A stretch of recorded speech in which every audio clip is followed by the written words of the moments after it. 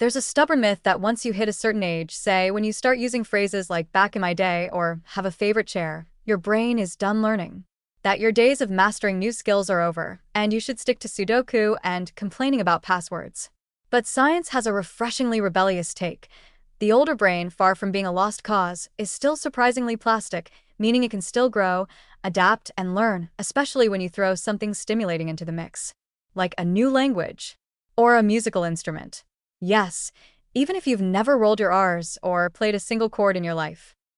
In fact, older adults who take up challenging new skills like learning French or picking up the piano aren't just indulging a bucket list item. They're giving their brains a workout that MRI machines and researchers can actually measure.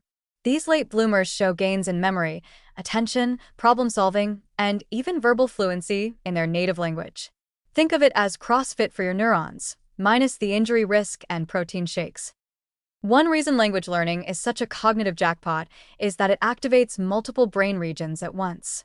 You're using auditory processing, visual memory, working memory, motor skills, ever tried saying Schmetterling correctly, and social reasoning, all while forming new neural pathways.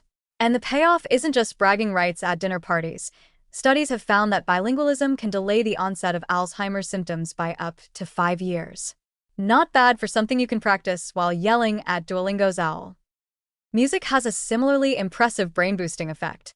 Whether you're strumming a ukulele or slowly conquering Chopin, playing an instrument involves coordination, pattern recognition, memory, and fine motor control.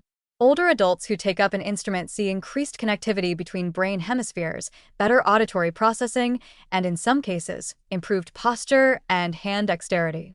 One study even found that seniors who practiced piano for just 6 months showed significantly improved executive function and mood, and fewer signs of depression. Apparently, you can't stay grumpy while playing Mozart. But perhaps the most beautiful part of this late bloomer brain magic isn't just what it does for your cognitive scores, it's what it does for your spirit. Taking on a new skill gives a sense of purpose, a break from routine, and a daily challenge that says, hey, you're still very much in the game. It reminds you that growth isn't just for the young. And when you stumble, and you will, you get the satisfaction of knowing your brain is learning resilience, too. Plus, older learners often have one big advantage: motivation.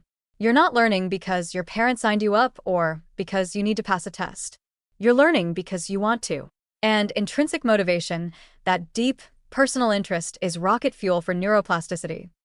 So if you've been thinking about taking up Spanish, the violin, or even learning to code just to impress your grandkids, do it. Not because it's easy, but because it matters. Your brain is still wired for curiosity. It wants novelty, it thrives on challenge, and it doesn't particularly care how many candles are on your birthday cake. What it really wants is stimulation, and the joy that comes with mastering something new, even if you're still mixing up your G chords or conjugating irregular verbs like a caffeinated toddler. It's never too late to learn. In fact, later might be the perfect time.